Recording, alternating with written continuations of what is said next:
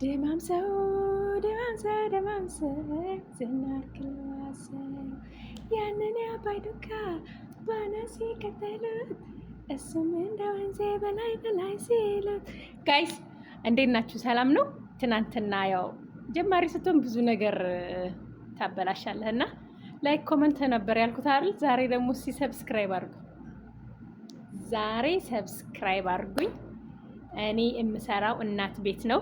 እናት ቤት ያላችሁ ግን አላችሁ ጤነኛ ናችሁ? የማዳም ቅመሞች አሁን ትምህርት ተዘግቷል፣ ቀውጢ ነው እና ምግብ ከጽዳት ነው የምሰራው። እስቲ እናንተ ሰብስክራይብ አድርጉኝ።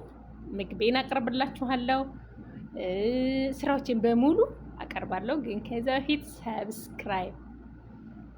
ሰብስክራይብ አድርጉኝ። ወዳችኋለሁ። እሺ